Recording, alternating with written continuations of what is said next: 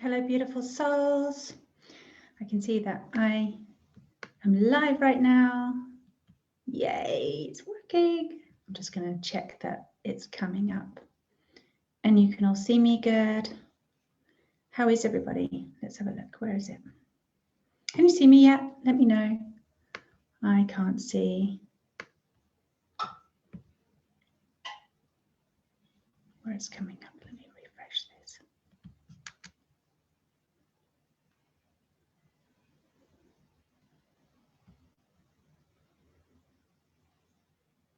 Oh, yes, it's working. Beautiful. I got it. I got it. I got there eventually. Hello, lovelies.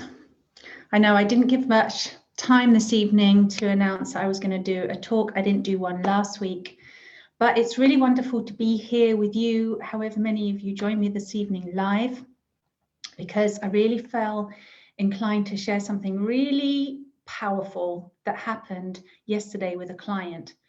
And so I want to share with you essentially what happened in this reading and how this person's soul was essentially disconnected, and we ended the contract between her and this really dark, dense, nasty overlord energy.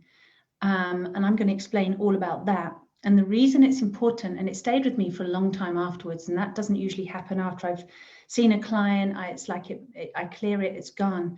But this struck me really deeply because it really is an amazing way that I can describe to you what happens to so many souls. I mean, I couldn't even count, because I'm not even talking about souls that are alive on this planet now at this time, but souls that have been here and incarnated on this planet over several or many thousands of years that this has been happening, and how deeply we are embedded in contract without realizing what the terms of the contract are, essentially. And I don't think most people realize just how locked into this contract we are with this energy, let's say. I'm very hesitant to start naming things and labeling things because I don't know, that's not my preferred way of doing things, but it came through so clearly. It was like, I have to tell you the names, okay? And the reason why I think it's so important for you to share, for me to share this with you and for you to hear this, is because if you recognize any of the things I'm going to tell you about tonight that are happening in you, or that you can see that it's happening around us now, still at this time, then I want to offer you a way out. And it's a flipping difficult way out. Let me tell you, it's not easy, because if it was easy, you would have done it by now. If it was easy, millions of people would have done it by now. So I want to kind of shine a bit of light on the level of distortion, hijack, gosh, the emotions, everything that's basically hooked us into this contract. I want to share some of that with you and how to get out of it, okay?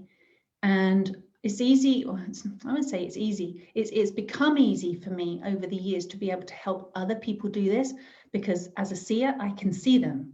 It's like if I was looking at you right now in front of me and you said, Tara, read my soul, I would just be like, okay, bing, and I switch it on.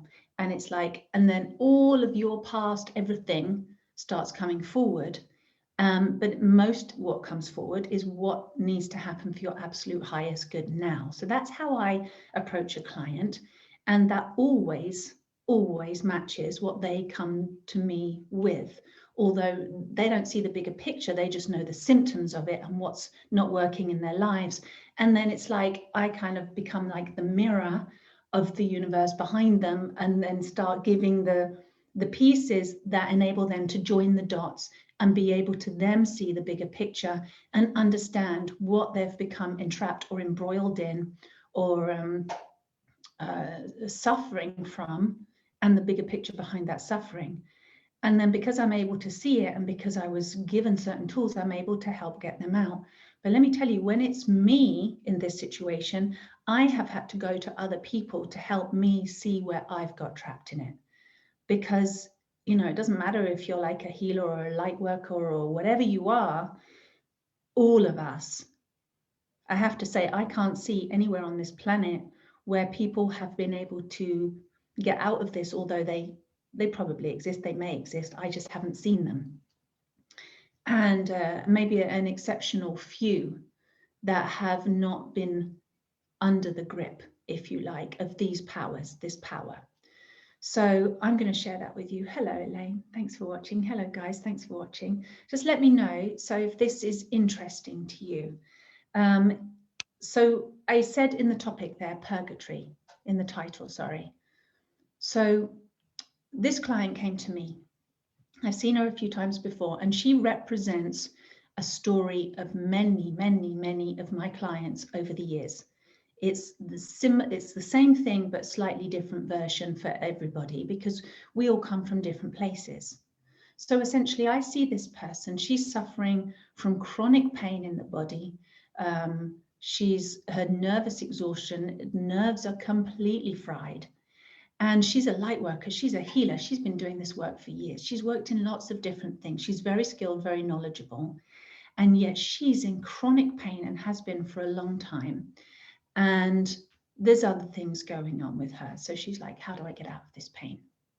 So I look at her, and what I see, and this is probably true for every single one of you that will watch my videos, because you're going to be attracted to me because we're the same. I'm like you and you're like me. In that our souls decided to come in at this time again, and we've been here many, many, many times. Some of you will be new souls and you'll be like, that's not me. But the majority of you will be old souls that you know you've been here again and again and again.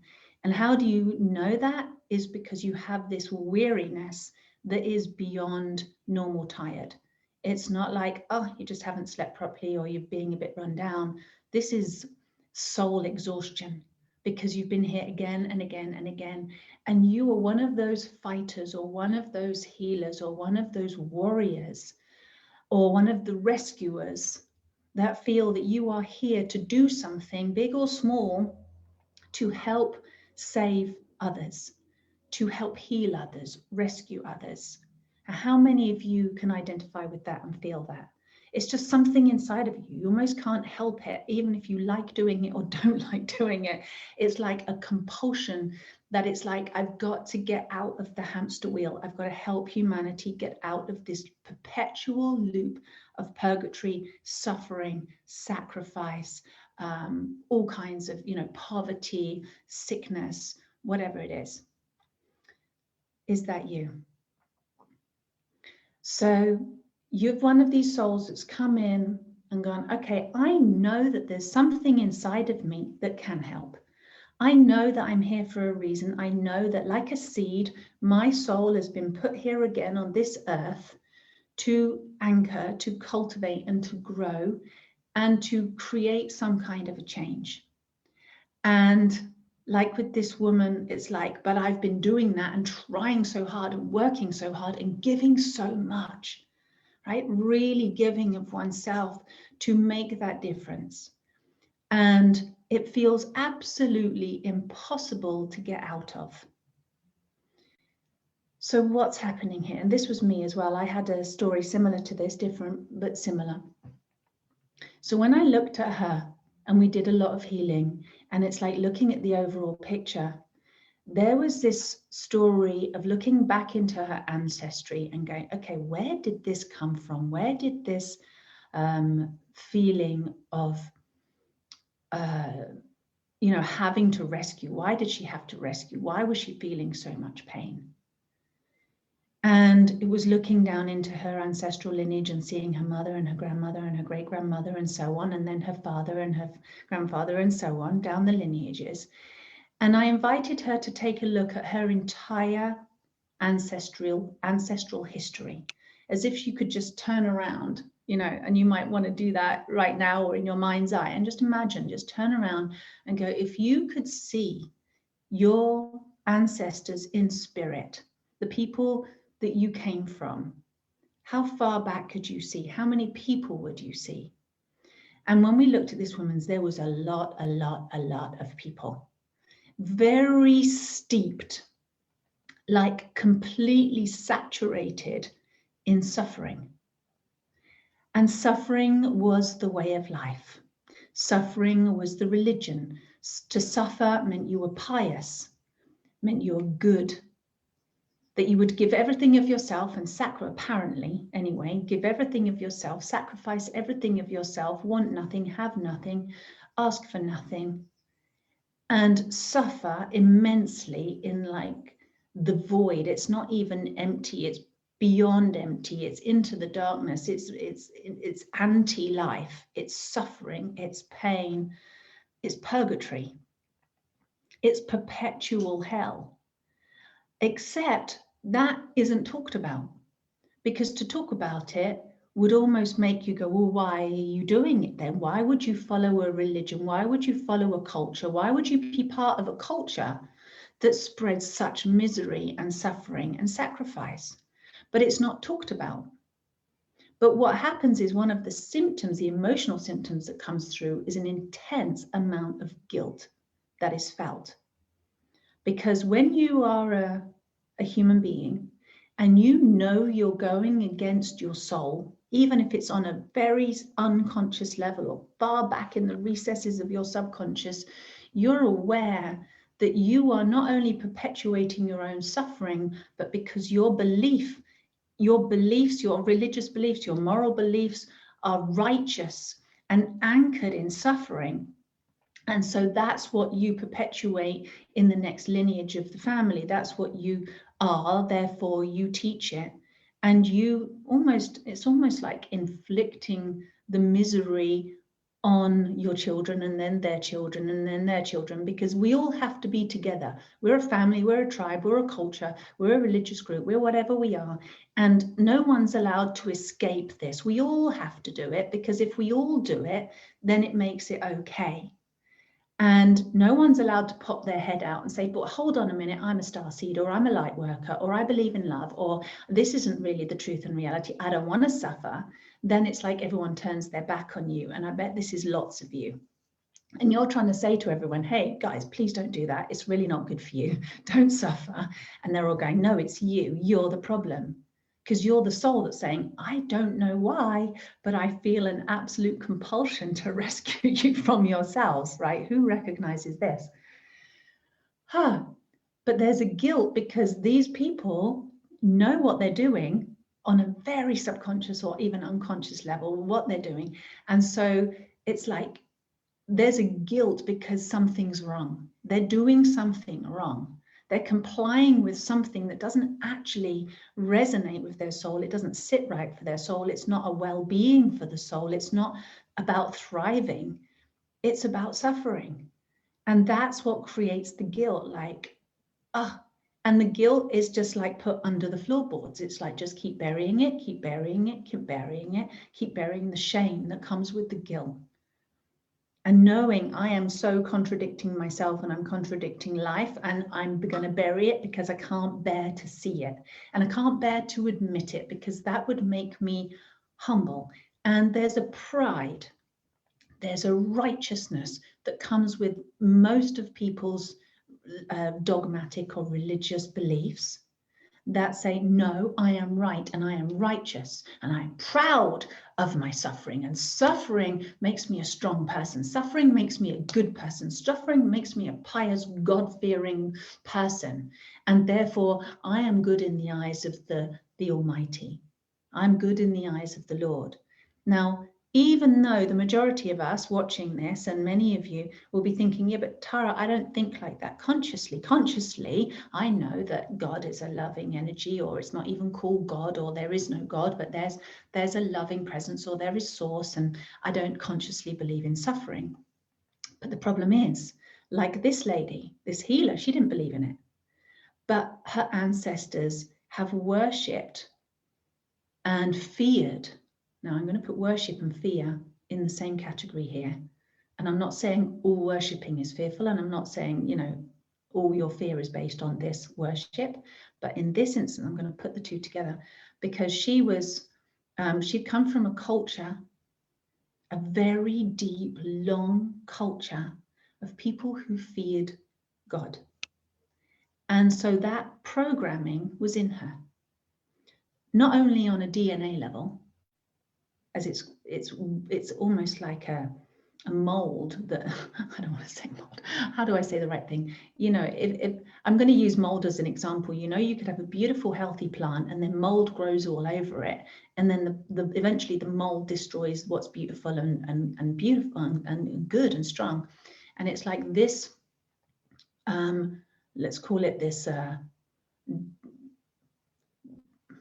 it's just, it's almost like I can't almost find the words for it. It's just disgusting. It's this horrible dark energy that's permeated her ancestral roots, has made its way over her internal, I don't know, belief systems, her internal structure in her cells, so that it's in the water, it's in the cellular memory, it's in the soul memory, it's in the DNA, it's everywhere, like a creeper vine that's just got everything and is slowly suffocating and strangling what was a beautiful, healthy plant.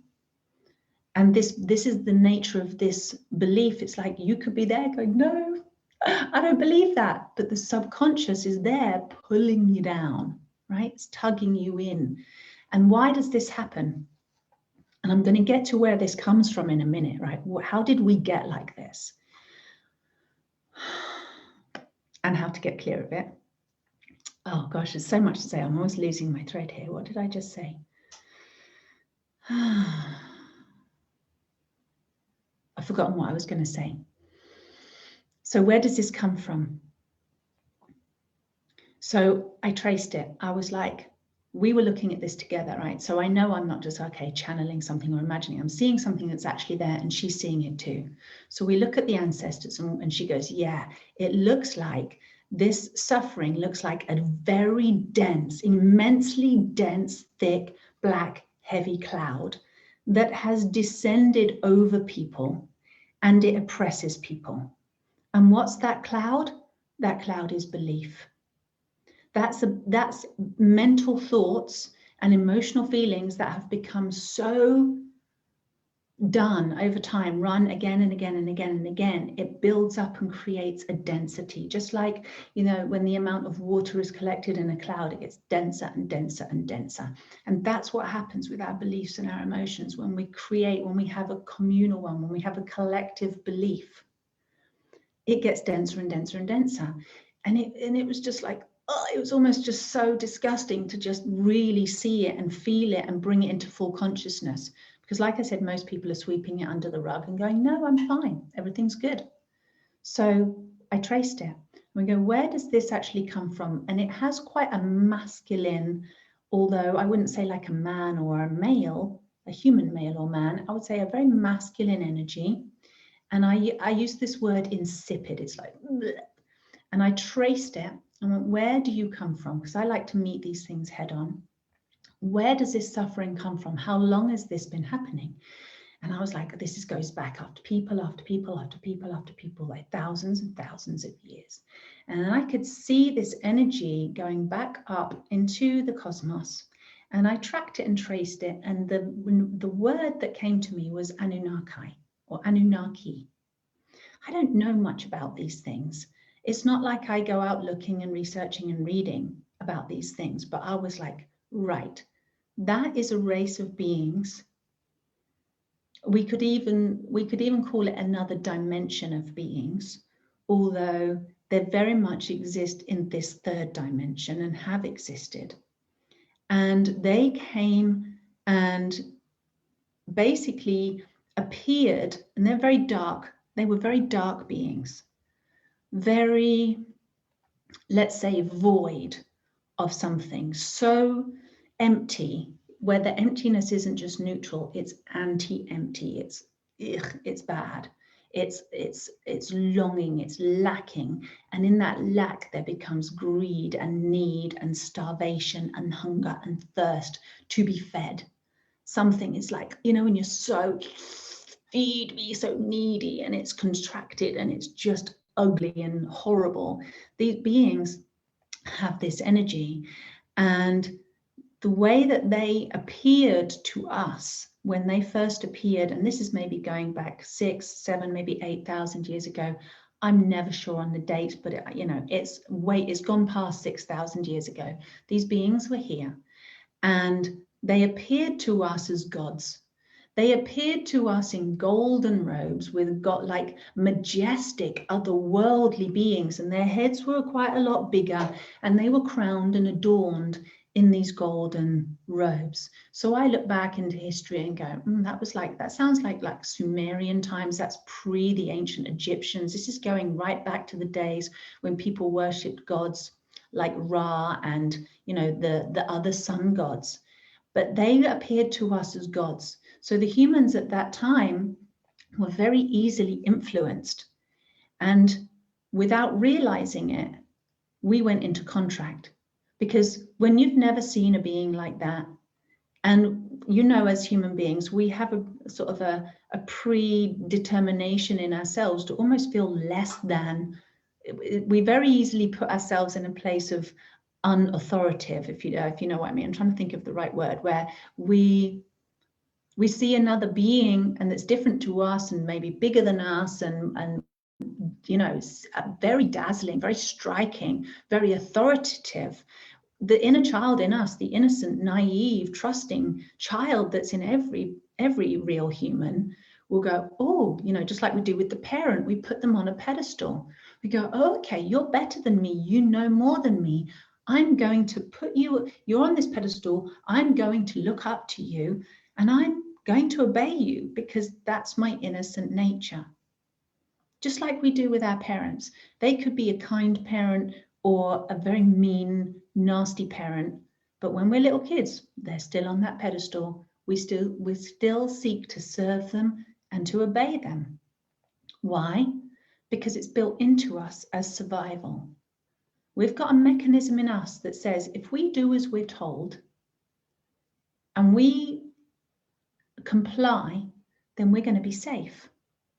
It's a survival mechanism that you have as a baby, because you can't rebel against your parents when you're a little baby. You're completely dependent, right? It's in your nature to do what the parent expects you to do. If any of you are ever familiar with the continuum concept, it's very much that every little child now and always will do exactly what the parent expects them to do. So if your parents, when you're a toddler and you're crawling up the stairs and your parents go, oh my God, no, you're going to fall, guess what's going to happen? You're so sensitive, you're so in tune, you're so pure, if you like, you pick up and you're so connected to your parents, you pick up their expectation.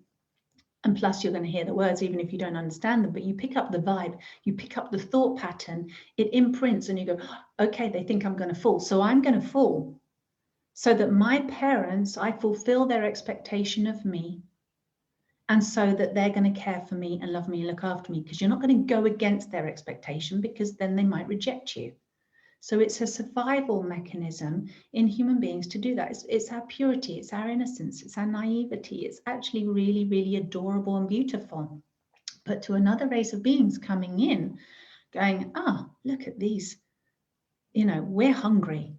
We basically need to feed, and you guys are very easy to manipulate. Look, all we have to do is appear as gods to you, and you are going to start sacrificing for us because we're going to say, feed us, we're hungry. And what did they want to feed on? They wanted to feed on blood. It was always blood sacrifices.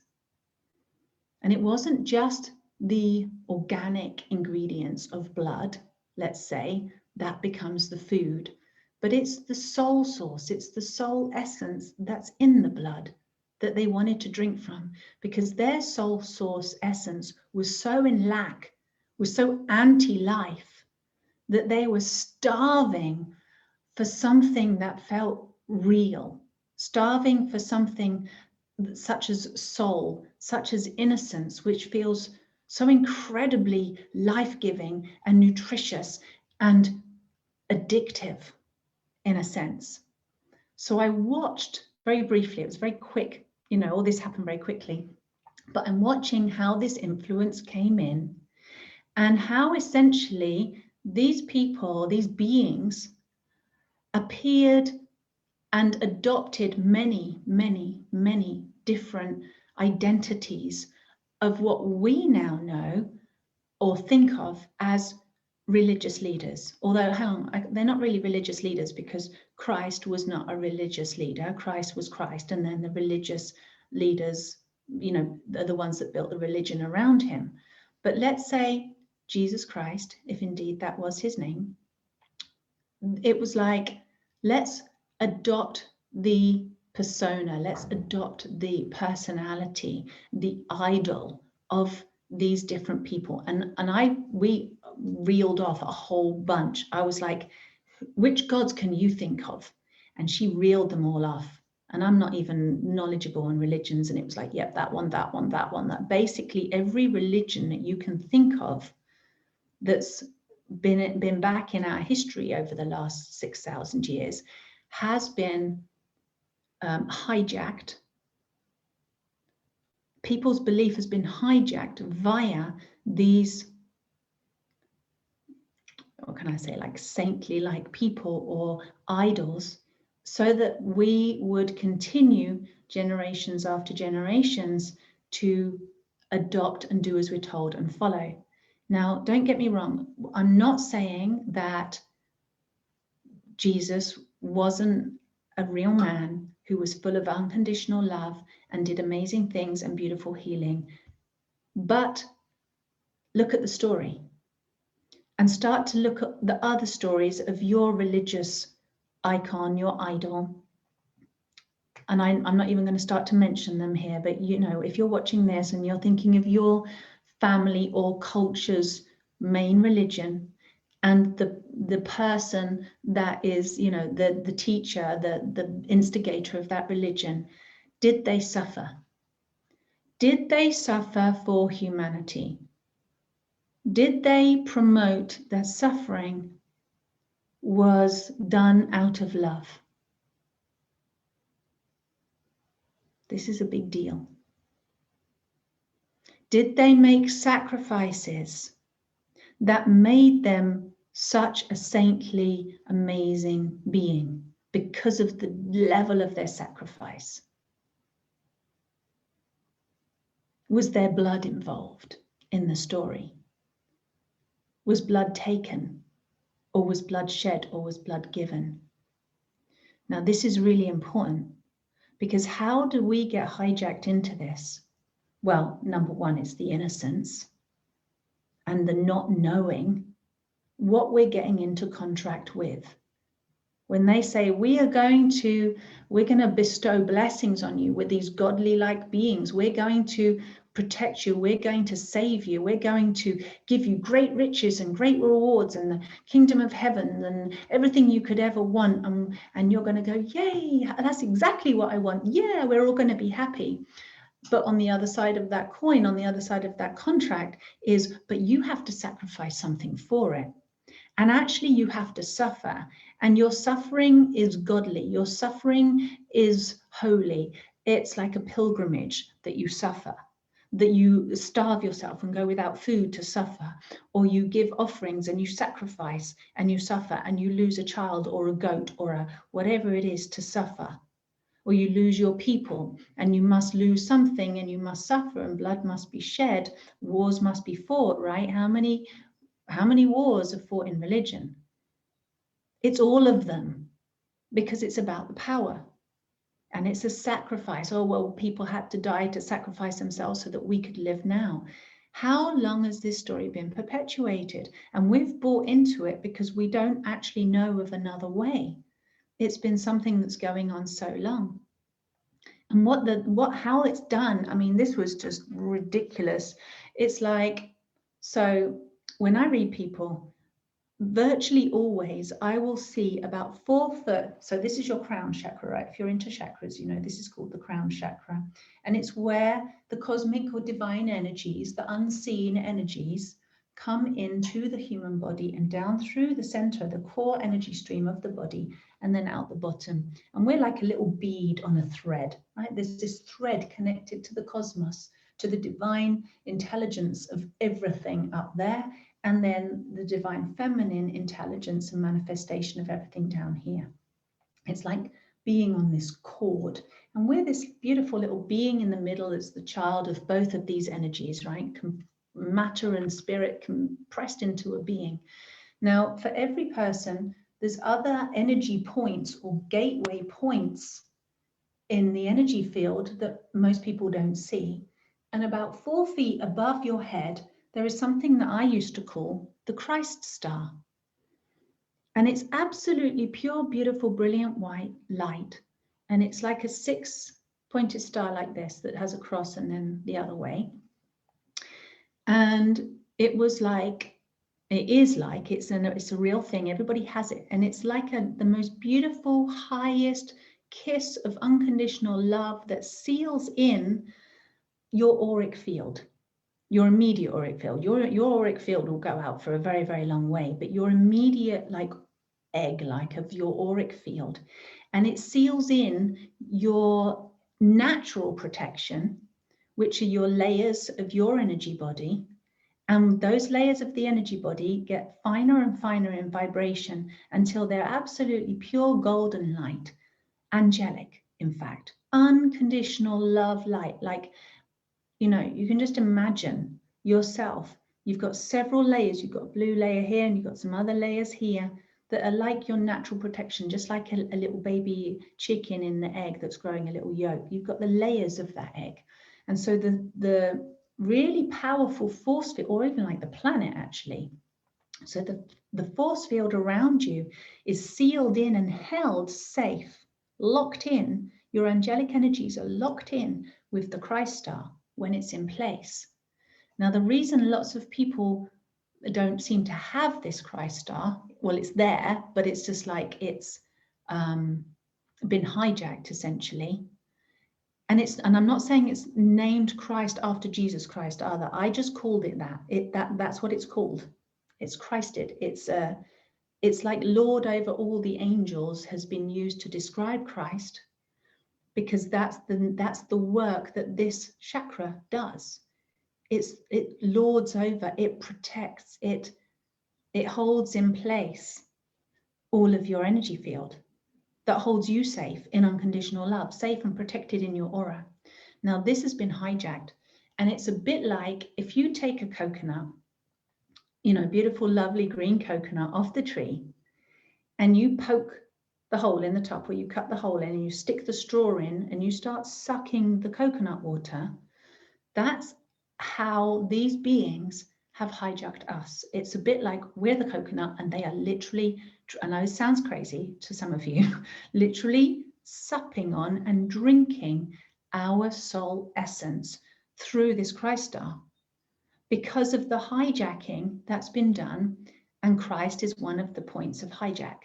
The other religious, not in religious, amazing, beautiful people that may have come and been incredible prophets or teachers or guides to humanity, that the truth of that story, the real truth of the person that was here, was hijacked, manipulated, and used to siphon human energy and used to siphon through our chakra center. Because what do we do when we want to pray to God? We look up. God Almighty, Lord above me, Lord of the Almighty, right? We look up. Why? Because something in us knows that something up there in the sky or the sun or something in the energy is a higher, finer vibration than us, because we're a dense physical vibration. Something up there feels more pure, more heavenly, more divine, more intelligent, something. So we look up and ask, like a little kid looking up to the dad, Daddy, you know. And in our trust, in our innocence, we say, okay, yeah, I'm going to do as you tell me. I'm going to believe the story. I'm going to say, okay, in order for me to rise again, or in order for me to be good and serve God and be loved by God or loved by my dad, I'm going to do as I'm told. And sure, okay, I'm going to serve you. I'm going to give you my energy.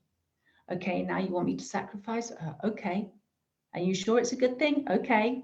and I'm going to get the protection and maybe more crops this year or blah, blah, whatever it is. Yeah, if I make a sacrifice.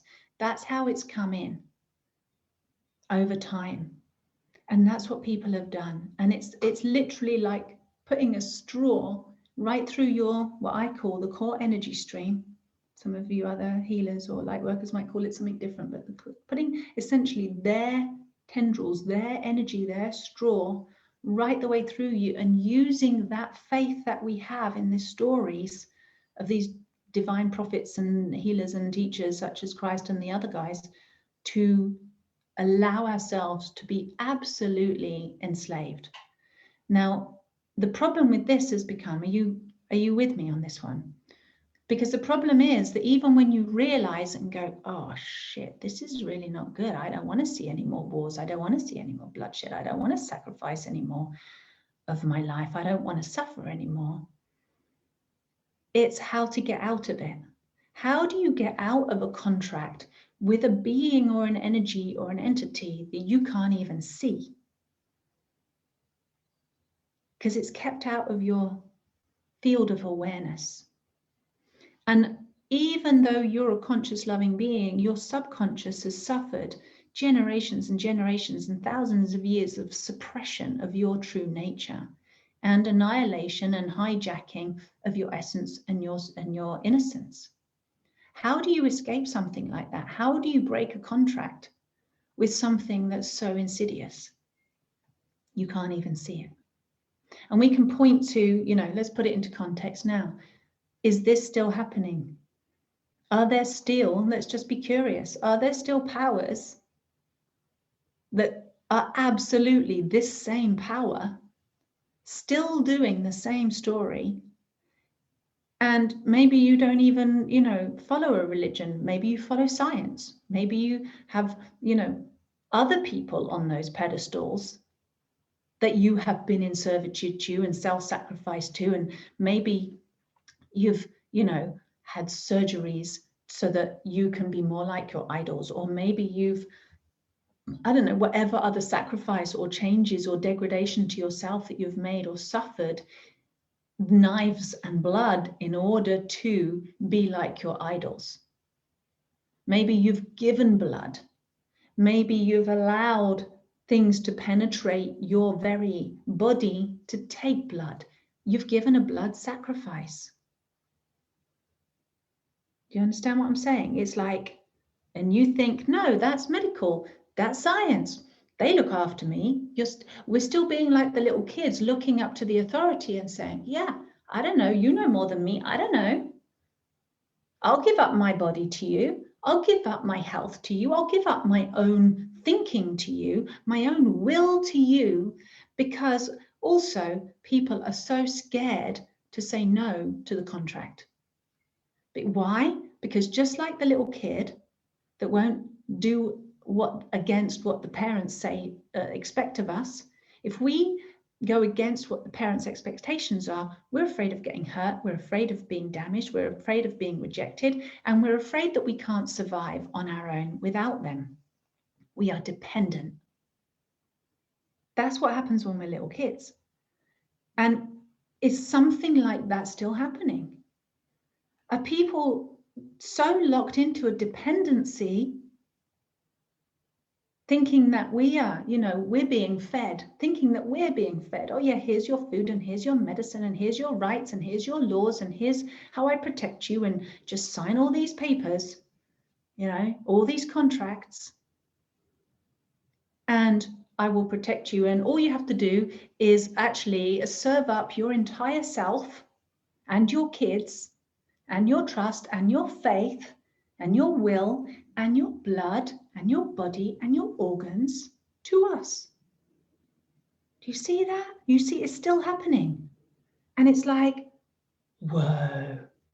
And we think, no, it's fine. Just like people have done for thousands of years. No, that's not what's really happening. Swallow it down, build a floor here so that you can't see what's going on underneath, because we're going to be righteous about it. And look how righteous people are being about it. No, this is a good thing. This makes me a good person. I'm going to sacrifice. I'm going to give my blood. I'm going to give up my own free will. And that makes me a good citizen. Morally, I'm right. You know, everything I'm right. I'm justified and I'm doing the right thing. Because we're so afraid of going against and perhaps incurring the wrath of the parent, of the one that we've become dependent on, to say no. And maybe we want to say no, but maybe we don't know how. Maybe we don't want to be in this contract anymore. And how many of you actually don't want to be in this contract anymore? Is this happening to you? Because it's happening on every level. You know, I don't know, it's really hard to see your own self. It really is. It's much easier to kind of look at others and see others and go, huh, maybe you can see somebody in your family and go, yeah, that's happening in my family. And if it's happening in your family, you know that your roots are in that family. You share the same root stock as your mother, your father, your grandparents before you. You're rooted into it. So even if you think, oh, consciously, Tara, you know, I don't buy all that stuff, it's not me, we're rooted in. And that's the trap. That's how to get out, how to get out of this purgatory, how to end it, how to end the contract. There's a lot of pride in this as well, of going, oh my God, that's me too. Have I done that? There's a heck of a lot of pride invested. Nobody wants to look stupid. Nobody wants to, you know, very few people want to admit that they've made a mistake or they're wrong. It's very scary to do that. It's terrifying. It's alone. It's like that freaks people out a lot.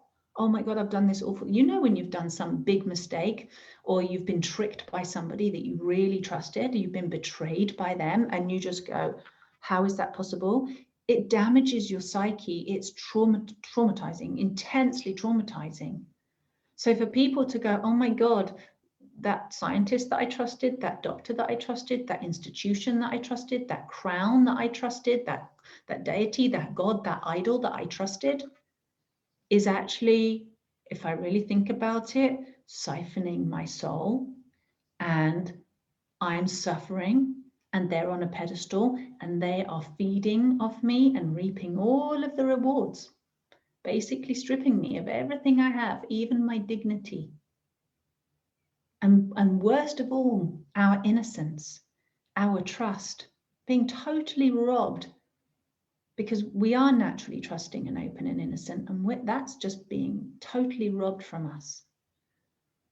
It's devastating. It's like, how can you live with that feeling of betrayal and devastation on that scale? Especially when you go, oh my God, it's like one of those movies and you see the hero and at the end and everything gets revealed and you're like, oh my God, that's the truth.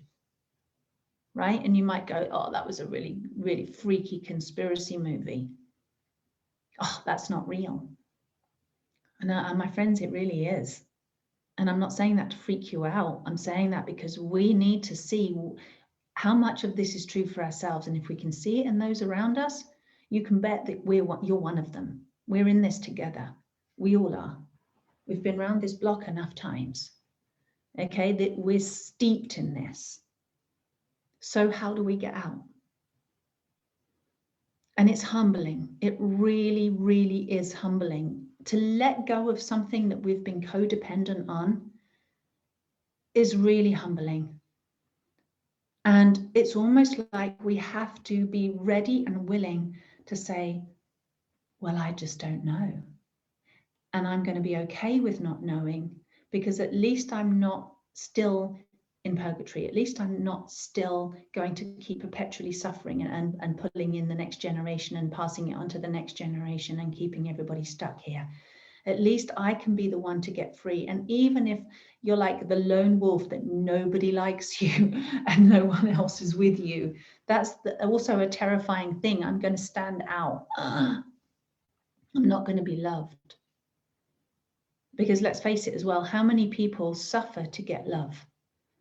It gives us attention, it gives us significance. Oh, that man, you know, he really suffered a lot for his family, for his people, for his church, for, you know, how many heroes do we have like that? There are lots of them.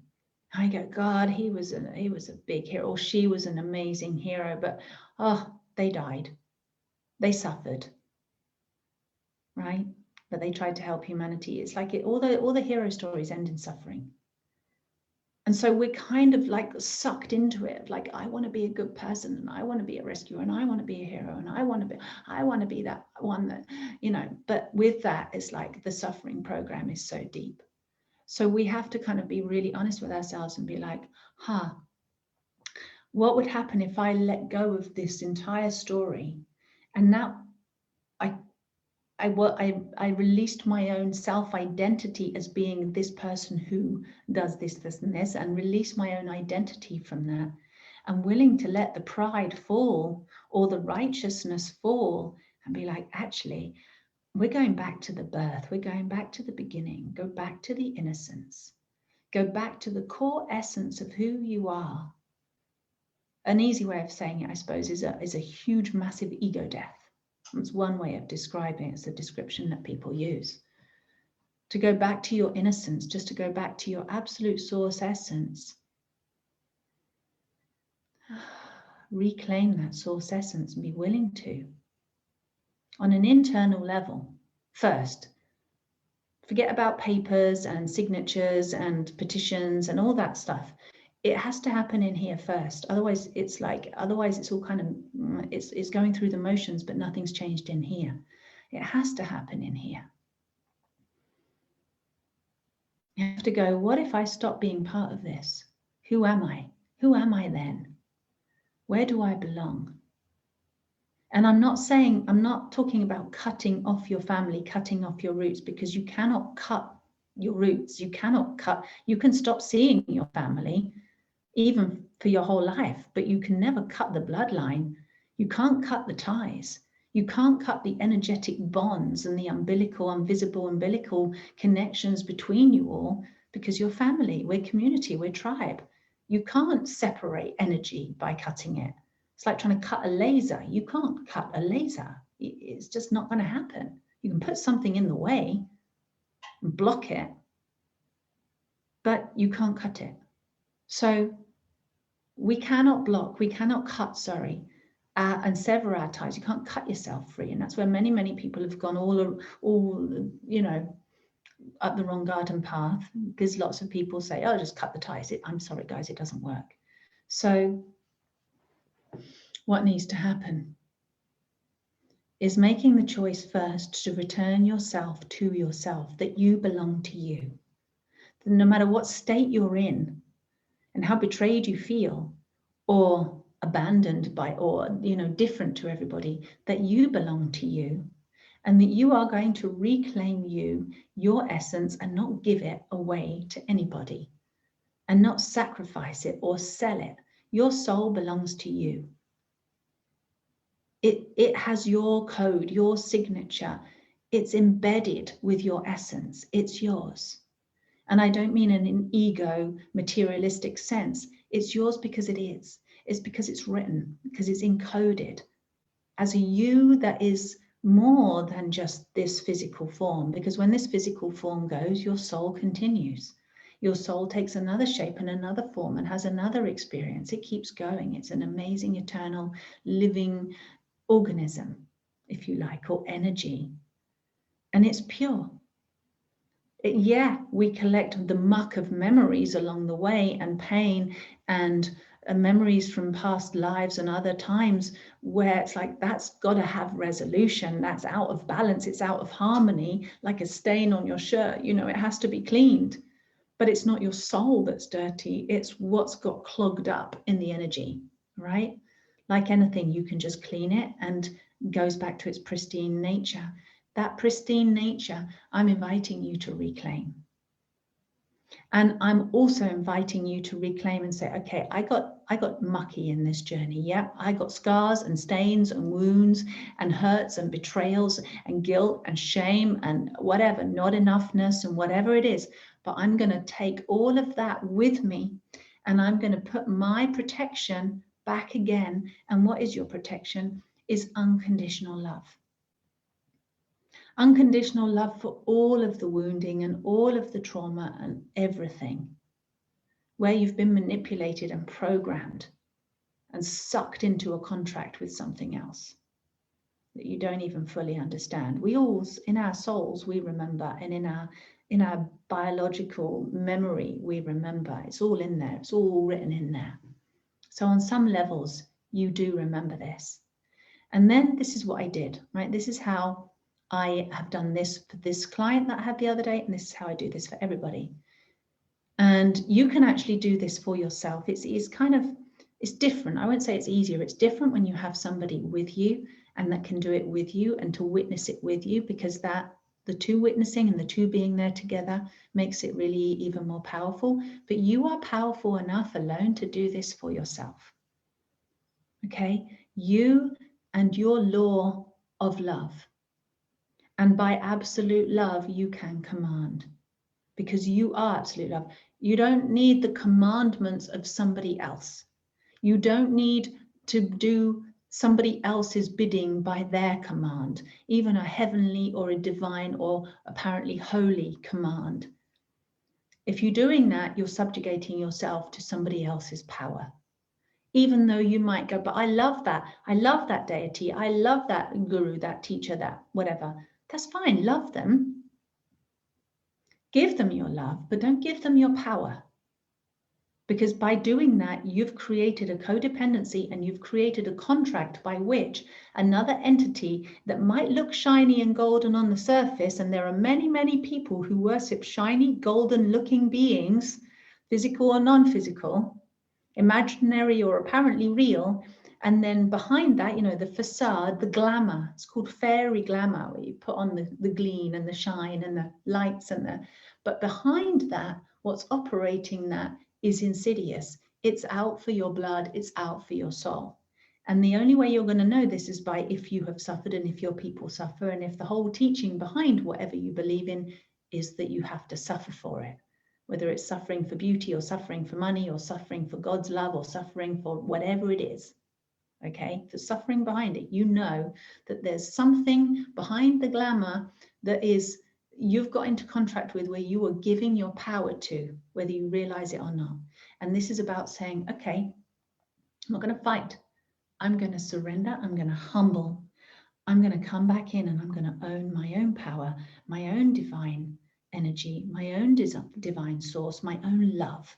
And by that love I am, I command. Right? You owning it. You might want to call it truth. By the absolute truth that I am, I command. By the absolute source or the absolute life. You know, life is power. Life is thriving. Life is radiant. Life is not anti anything. Life is pro creativity and life and flowing and beauty and everything, right? By the power of the unconditional absolute love that I am, that is, I now command. And you make it now, you make it in this moment, right? You anchor it into this time now. That I return all my energies, all my power, whether I've given it away, thrown it away, sold it away, invested it away, tucked it away, thinking I'll get a bigger return one day. If I give this now, I'll get redemption later, or I'll get something good in heaven later. Whatever I've given away or allowed to be taken from me, that was not by the law of absolute unconditional love, that was not done in truth, right? It's done by manipulation and hidden agenda. It's not done by truth. This wasn't all shown to you, given a choice. Yeah, would you like it if I suck your soul? No, thanks. Okay. You know, it was done surreptitiously.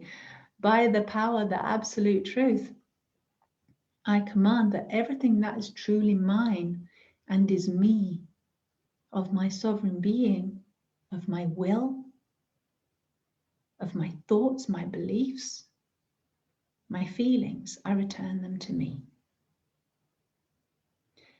And we're going to give back what doesn't belong to us, right? We're going to say, that's mine, thank you very much. That's yours, thank you very much. We're good to go. Shake hands, thank you. Right? Because cutting, like I said, doesn't work. We're going to end a contract in a really beautiful way. So you have to say, okay, what have I taken that's not actually truly belonging to me? My goodness, have I taken pain? Have I absorbed the pain of people around me to fit in and be like them? Of course you have.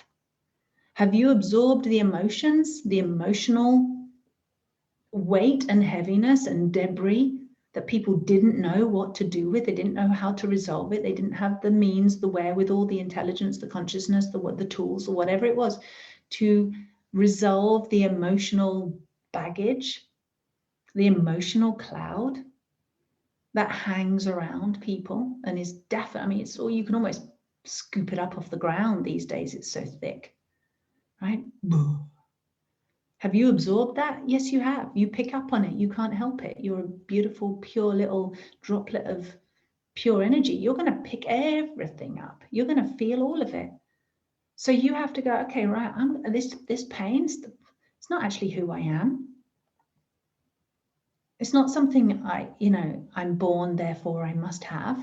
No, you were born, you absorbed it because you wanted to fit in. You wanted to belong, you had to. That was your survival. What happens now is you give it back. Right? It's so beautiful. And you can just say to everybody, if you go, maybe the pain that I'm carrying, I absorbed it from my mother as a young age. Yes, you did, because you wanted to rescue her, you wanted to help her, you wanted to heal her. Did you take responsibility for your father's pain, his mental torment, his sacrifices, his lack of self-esteem, or his whatever, his not enough?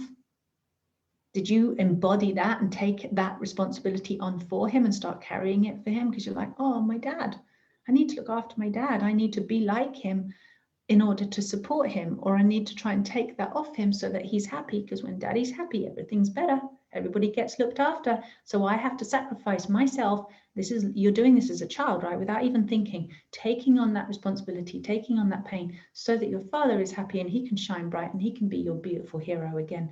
And then the world is a better place. Have you taken on the pain of your parents? Have you taken on the pain of your ancestors? What got passed along generation to generation to generation to generation? Physical pain, mental pain, emotional pain, spiritual suffering. Have you taken that on?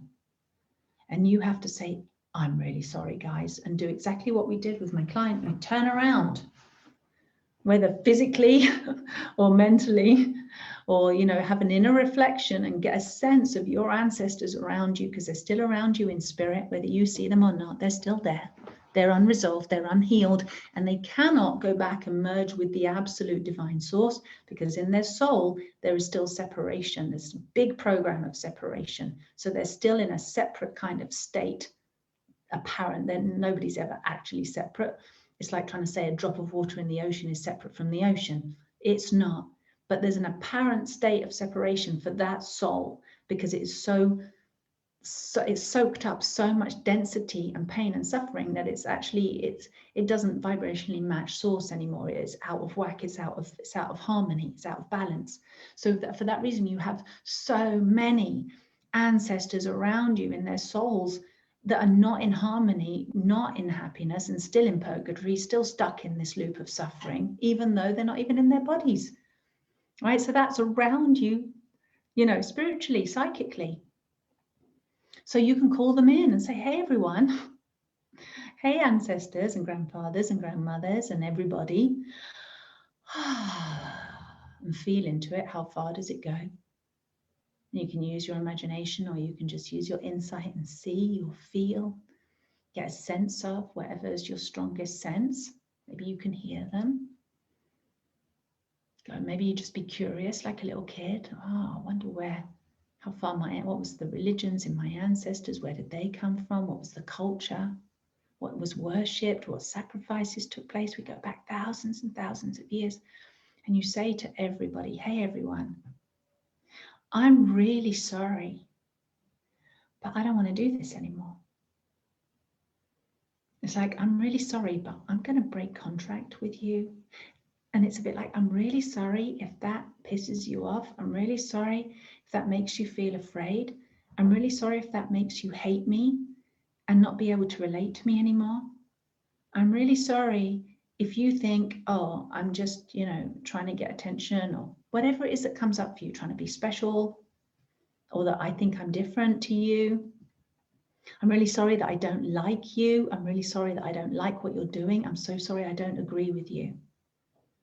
Whatever's relevant to you, whatever words, whatever conversation it is that you would love to say to everyone and go, I'm really sorry, but what you're doing doesn't work for me. And I'm sorry that being part of it with you has made me feel so sick and guilty and shameful and suffering and not good enough and poor and trapped and, whatever. Go there. Go to the depths of the suffering and the pain in that moment, just in that moment, by feeling it, transmuting it, transmitting it, speaking it out. Really empty everything out of yourself that this is like, that I'm sick of, that I'm sick of this, and I don't like this, and I'm really sorry, but I'm done with this whole situation, story, drama. It's like doing that psychic surgery on yourself, right? Without having to let blood. You don't need to actually take blood to do surgery. You can do it like this, right? You get the sense of what I'm talking about. Do you guys get what I'm talking about? Yeah. It's like you have to get it all out. And it's going to feel, it's like you have to try and wrap your mouth around and give words to these things that feel so yucky that you've got entrapped in. And you have to be honest, and this is why you have to be humble. And it's only the humility that will bring you back into that correlation, into that, communion and that beautiful relationship again with your divine essence of who you are. It is humbling to go, look at this dirt that I picked up. Look at this, and I believe that. Oh my God, I believe that. And it's humbling. But you've got to get it all out if you want to be free. It's the only way. It's the only way is to be absolutely pure and humble, because that's how you return. That's the conductive energy, if you like, to transport you back into the love energy, back to your source, back to your original vibration, back to your sovereignty. It's humbling. And by the way, it doesn't need to be called spiritual work either. It doesn't have to be hard work. It doesn't have to be work. It can be done real quick, right? You just have to be honest and deep and true and get it out and speak it out and say these words. Sorry is the most perfect way of acknowledging something that's out of harmony and out of balance and not true. I am sorry, but I'm sorry that, right? And when you've said all your sorries, and then you're not apologizing, but you're just going, I'm going to be brave enough to acknowledge that this sucks and that sucks, and that you feel like that and that sucks, and I feel like this and that sucks, and this whole thing sucks. I'm really sorry. And then you say, please forgive me. Now, forgiveness, there's a whole art to forgiveness. There are actually 7 directions of forgiveness. It's an exquisitely incredible dance. There's more about that in my book and in the programs. I go more into it. But for this video, we're just going to go with, please forgive me, please release me from this contract. Please release me and let me go from something that I thought I had to do, that I thought was mine, but it actually isn't, and I'm done with it. That's essentially a quick version of what forgiveness really means. Release me from what I believed to be true, because it's not actually true. It doesn't actually work for me. So everybody in my family, please forgive me that I don't want to do this anymore. Please forgive me that I thought I had to. Please forgive me that whatever comes up for you. Same as the sorry, right? You just empty belly out. You're really excavating now, right? Deep into the belly, deep into the emotions. And I'm really sorry, please forgive me. But get it all out on the table. And then, of course, by that point, you feel so much more empty. You feel so much more resonant, so much more who you truly are. And you can just be like, oh, because the actual truth is, guys, all of you is I love you, clean away all the crap. And actually, I love you. Underneath all this suffering, I really love you. And thank them, say thank you for releasing me. Thank you for forgiving me. Thank you for setting me free. I love you. Thank you. And you invite everybody to return back. Come back home, everyone. Right? I'm going to command by the power of absolute love that I am that you come home to who you truly are, with me. Because we all go together. Where we go one, we go all. We go together. Right? You're going to ask them to clean it. By doing this, you're not only healing and releasing yourself, by the way, you're doing the biggest healing cleanup job you could ever imagine. And that's your power. The power isn't over somebody that you are better than them and more conscious than them and better healer than them and more knowledgeable and more spiritual and more clued up and more awake and blah, blah, blah. No, it's that the power is in the humility. That's where humans really get their power. Is the true humility, not I'm going to be your sacrificial doormat, walk all over me humility, but the true humility of, oh, I just really love you, actually. And I'm done with all this pain. I don't care about all those beliefs anymore. I don't care about my ego. I don't care about the being righteous, and I don't care about being right. I just love you. And I ask you to come home with me right now to the absolute truth that you are family, tribe, culture, people. And you be the beautiful, I guess that's a truer version of the word righteous. That's the right, it's not the ego righteousness and the pompous, prideful righteous. It's the come home to the truth. That is because it's right. Come home to what is right, was actually right, not fake right, not programmed right, but real is right. And that way you can release yourself and your family and your people on the most powerful level of spiritual level, because whatever happens in spirit ends up happening in density, ends up happening in the physical, right? It first manifests in the higher realms and then it goes into the density, the denser realms after that. And then just finally, gosh, because I've been speaking a long time, I thought I'd wrap this up in 20 minutes, but you know me, once I get talking, it's like, oh. And the final part is the source of where it comes from. It takes a great deal of humility. That's why you have to do it for yourself and do it for your people first. Because it's almost going to give you the empowerment and the strength, because you've reclaimed a great deal of your own energy by now, that it's going to give you the power to be able to look at this other energy, or even if you can't see it, and you're talking to an invisible space, but you know that at some point, somewhere, this hijacking of humanity's trust and naivety and innocence took place, and that we've had power over us for a very, very long time, and that it's not of a loving nature, professes to be loving and caring, but it's actually super dark and manipulative and really, really oppressive. So we can just imagine, or we can just open up and get a sense of what that looks like and feels like. And if, like this lady I was with the other day, and you just see the darkness and the oppressive, heavy energy, that's what you speak to.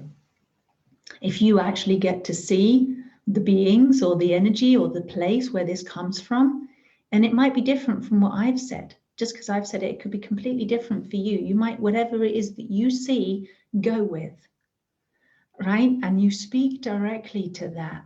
And it's a bit like facing up to the school bully. Right? It's a bit like facing up to some mafia guy that's tormented your family and just being like, right, face to face is a face off. And there's no like, you know, right then, toughen. No, it's the opposite. You soften, you breathe, you stay in your heart, you stay with your essence, with your humility. And from a place of great humility, you can simply look at this very negative, nasty energy and just say, I am so sorry I gave you my power. I'm so sorry I let you trick me into complying to your will. I'm so sorry that I, in my naivety and my innocence and my not knowing, I trusted you. I believed in you. And I took the bait and I swallowed it. And I no longer want that bait. I no longer want to sacrifice myself.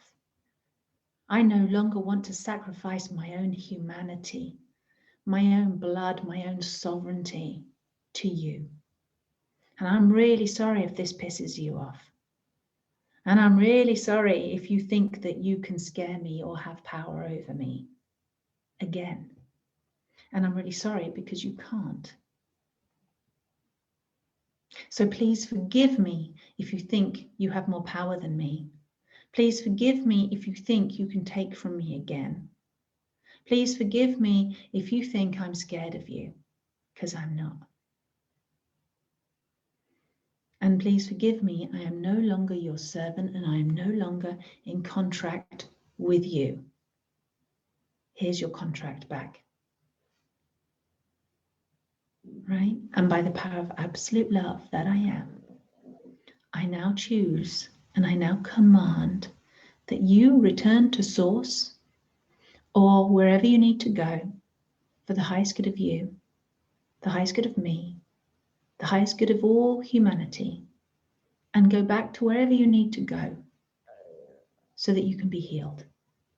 Return to love. I love you. Thank you. And you might think, how can you say I love you to the greatest enemy? Because saying I love you to your enemy is the only way to disempower your enemy. And it has to be real, can't just be lip service.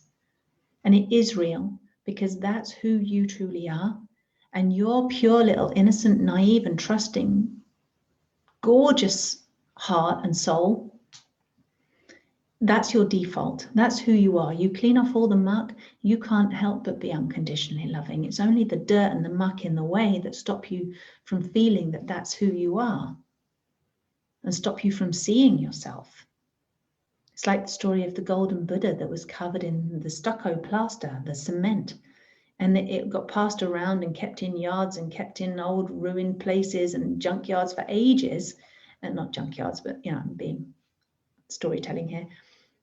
Until somebody tried to move this enormous golden Buddha, accidentally dropped it, it cracked, and the plaster fell off, and inside was the pure, absolute pure gold Buddha. Now this is us, it's our Buddha nature, if you like. Again, Buddha was all about suffering, so I'm not going to even go into Buddha, but you get the idea. It's like that's your true nature, is this golden, beautiful, sovereign, incredible being of unconditional love and light and humility. It's with humility that you shine the light, not with manipulation and power over. It's humility that makes you really open up like the most incredible sunflower and shine and shine and shine and shine. That's the power of humility, and that's who you are. So with that humility, that's where you can love. And the beauty of this I love you me conversation, it happens through this process of I'm sorry and please forgive me and I love you. It's just the natural thing that comes next because you've taken the other steps. And so love thy enemy. Love thy greatest enemy. Love the biggest shadow you have and that we have collectively as a human species, that we have been too scared to look at.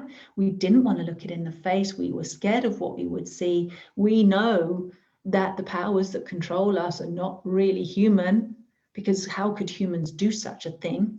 It's the manipulation of the human. It's the sucking of the human soul and the spirit and the human spirit and the using of the human form to make us obey other humans, because otherwise why would we do it? They're our brothers and sisters, they're our kin, right? It's a massive manipulation, and it's dark and it's hard to see something when it's dark, and especially when it's very scary and very unpleasant.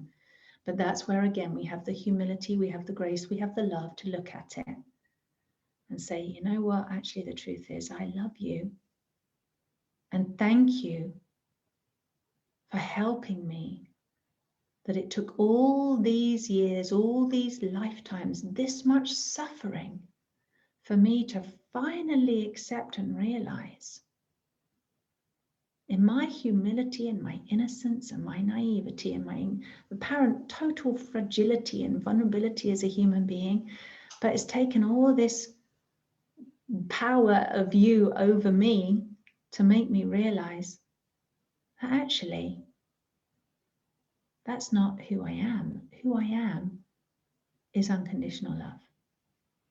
Who I am is actually way more powerful than you.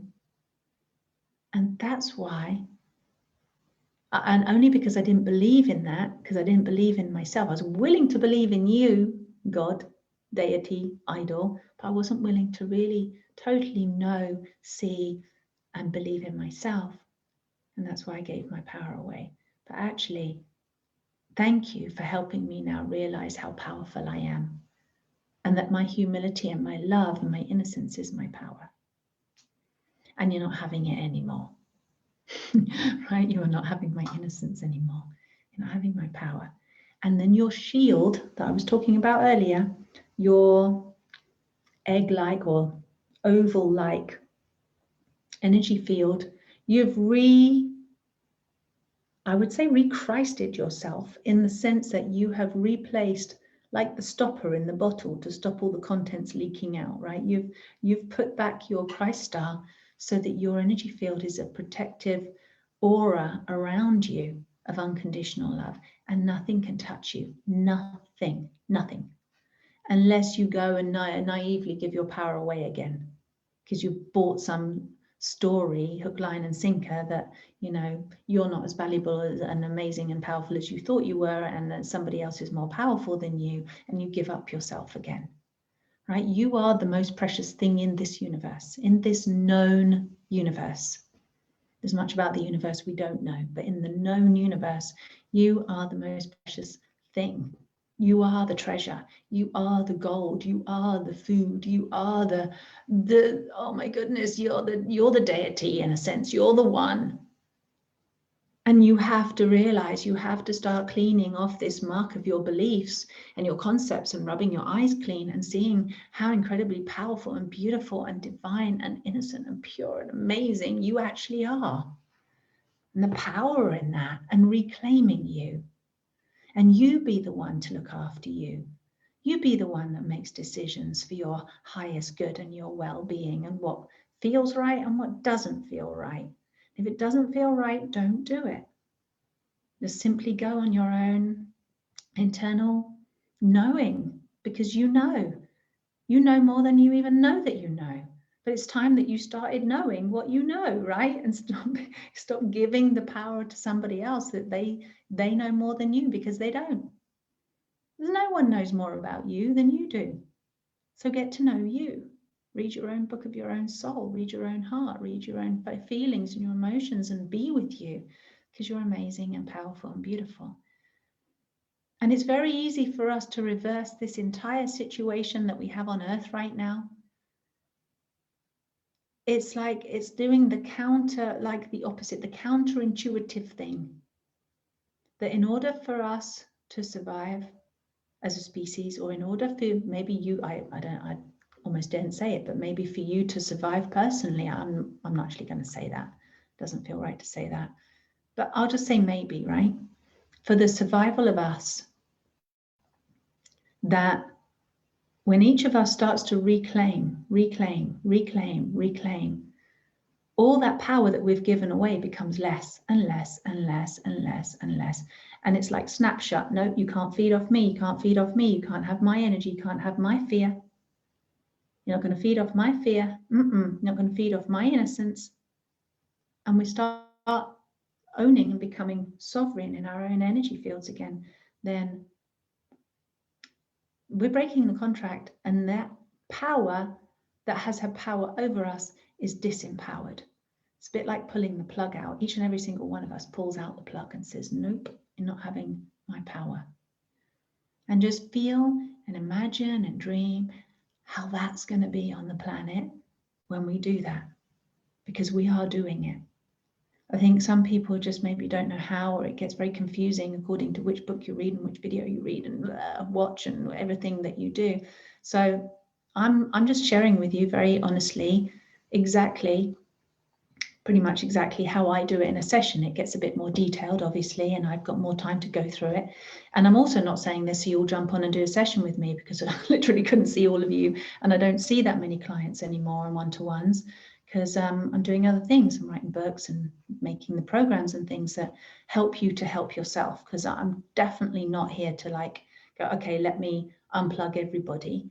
I'm definitely am available for that help, but it's not why I'm doing this video. I just really want to be clear on that. But if you want the tools to learn more about how you do this for yourself, they're on my website. I'll put the links above or below, depending where you're watching. But really, I've given you the tools. I've shown you how to do it in this video. So if any of this resonates with you, please take that on board. Try it for yourself, see if it works. I've been doing this for a very, very long time, and this is how I see things working. You may agree, you may disagree, it may work for you, you may think it doesn't work for you. I know that this works. When you do it, when you do the I love you me process, it works every single time. It's just being willing and humble and ready to do it. And really just being brave enough to face your worst enemy, the biggest shadow, the biggest fear, the biggest darkness, and to say I love you to it. It's the hardest thing in the world. It's counterintuitive, but it's what actually works. So there you have it. I hope this helps you. I know it's going to help you if you do it. And please pass this video on to others. Quite simply because the more people that are claiming their sovereignty of their own soul and getting themselves out of this loop that's been happening on this planet for thousands and thousands of years, the better it is for everybody. So we can just help liberate ourselves and liberate one another by passing on the message. Okay, that'd be super amazing. And yeah, oh, thanks for the love, Cornelius. It is really, really good. I totally promise you that this works, guys. And yeah, like I said, if you need more support with what the actual steps are, everything's really inexpensive. I've got the Self-Love Club. It runs every single week. I give you more guided healing journey meditations to do to clear all the various different parts of your life, and to help you through all of that. So you're not doing it completely on your own, but you're doing it for yourself with a little bit of guidance from me. So that's their Self-Love Club. That's on taraloveperry.com and also on iloveyoume.love. It's on there as well. And I've got video, there's a book. It's all very inexpensive. You can have these tools for very little money and learn how to do it for yourself and pass the message on to others. Reclaim your soul. I love you. Thank you so much for being here, for being you, for being the brave, amazing light warrior, beautiful, innocent child of the divine that you are. And you've got this and we've got this. And let's all go home to the absolute truth that we are right now. I love you. And